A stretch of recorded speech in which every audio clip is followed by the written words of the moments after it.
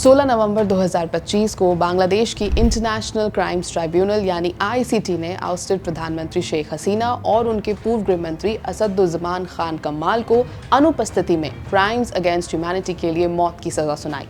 ये केस अगस्त 2024 में हुए छात्र नेतृत्व वाले हिंसक विद्रोह पर हुए दमन से जुड़ा है, जिसने हसीना की अवामी लीग सरकार को गिरा दिया था।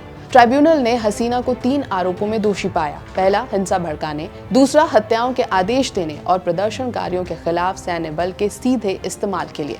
फैसले के कुछ ही घंटों के भीतर मोहम्मद यूनिस के नेतृत्व वाली अंतरिम बांग्लादेश सरकार ने 2013 के इंडिया बांग्लादेश एक्सट्रेडिशन ट्रीटी को औपचारिक रूप से लागू करते हुए उनकी तुरंत वापसी की मांग कर दी।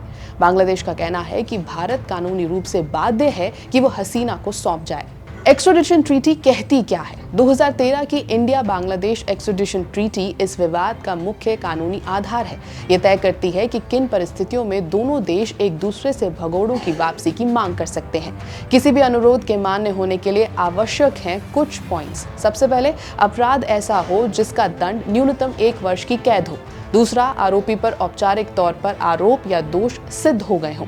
तीसरा, अपराध ट्रीटी में सूचीबद्ध अपवादों के दायरे में न आता हो। कागजों पर हसीना का मामला इन बुनियादी शर्तों को पूरा करता है। उन्हें गंभीर अपराधों पर अदालत ने सजा दी है और बांग्लादेश ने भारत को आधिकारिक अनुरोध भेज दिया है। लेकिन ट्रीटी भारत को कई परिस्थितियों में एक्सट्रेडिशन से मना करने का पूरा अधिकार भी देती है। आर्टिकल 6(1) पॉलिटिकल ऑफेंस अपवाद। भारत एक्सट्रेडिशन ठुकरा सकता है अगर कथित अपराध राजनीतिक प्रकृति का हो। ये दुनिया भर की एक्सट्रेडिशन संधियों में आम प्रावधान है ताकि किसी व्यक्ति को राजनीतिक प्रतिशोध के तहत निशाना बनाने से बचाया जा सके। चूंकि हसीना को एक पॉलिटिकल अपराइजिंग में सत्ता से हटाया गया और ट्रायल भी उन्हीं घटनाओं से जुड़ा हुआ है, भारत इसे पॉलिटिकली मोटिवेटेड मानकर अनुरोध अस्वीकार कर सकता है। हालांकि कुछ गंभीर अपराध जैसे मर्डर, एनफोर्स्ड डिसअपीयरेंस, टॉर्चर को ट्रीटी में राजनीतिक अपराध नहीं माना जाता, लेकिन अंतिम निर्णय अनुरोध प्राप्त देश यानी भारत का ही होगा।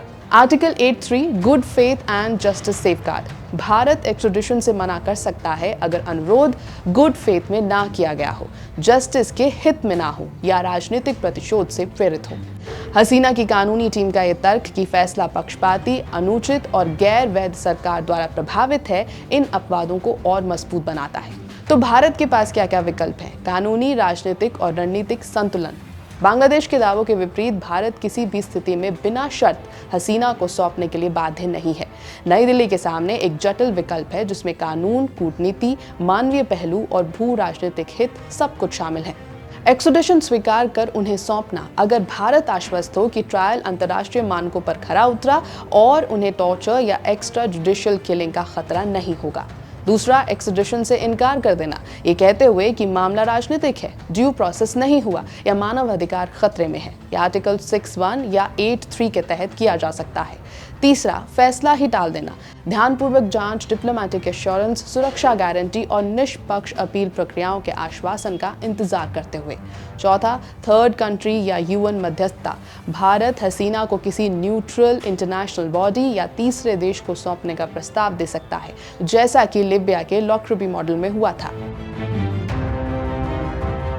भारत ने इतिहास में कई बार राजनीतिक निर्वासितों को सौंपने से इनकार किया है जब उसे लगता है कि आरोप प्रतिशोधी है या वापसी पर टॉर्चर, अनुचित ट्रायल या फांसी का खतरा है। हसीना के पास अब क्या क्या विकल्प है उसके बारे में जान लेते हैं। डेथ सेंटेंस और बांग्लादेश की सख्त डिप्लोमेटिक पुश के बावजूद हसीना के पास अभी भी महत्वपूर्ण विकल्प हैं, जैसे भारत की कानूनी छूट और भारत की परंपरा कि वो राजनीतिक मामलों में एक्सट्रेडिशन से बचता है। दूसरा, उनकी अंतर्राष्ट्रीय साख और वैश्विक समर्थन। तीसरा, एक्सट्रेडिशन यदि हुआ भी तो सालों तक कोर्ट में लंबी लड़ाई चल सकती है, इवन सुप्रीम कोर्ट तक। हसीना ये कदम उठा सकती हैं, जैसे कि भारत में राजनीतिक शरण यानी असाइलम के लिए आवेदन देना, जिससे उनकी उपस्थिति कानूनी रूप से लंबे समय तक बनी रह सकती है। दूसरा, अंतर्राष्ट्रीय संस्थाओं से अपील, यूएन एजेंसियां, आईसीसी या मानवाधिकार समूहों को ये कहकर कि ट्रायल निष्पक्ष नहीं था और आरोप राजनीतिक हैं। तीसरा, अंतर्राष्ट्रीय समर्थन जुटाना, यानी पश्चिमी देशों, ईयू और अन्य क्षेत्रीय शक्तियों को शामिल कर दबाव बनाना। चौथा, तीसरे देश में सुरक्षित मार्ग के लिए बातचीत, भारत किसी न्यूट्रल देश में उनकी सुरक्षित निकासी का रास्ता निकाल सकता है अंतर्राष्ट्रीय मॉनिटरिंग के साथ। तो अब आगे क्या होने वाला है? भारत की प्रतिक्रिया ये है कि अब तक नई दिल्ली ने कोई सार्वजनिक बयान नहीं दिया है। ये गंभीर राजनीतिक और कूटनीतिक संवेदनशीलता का संकेत है।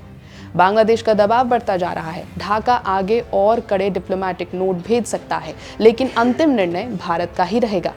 हसीना का राजनीतिक भविष्य क्या है? उनका भविष्य कानूनी अपीलों, अंतर्राष्ट्रीय समर्थन और कूटनीति पर निर्भर करेगा।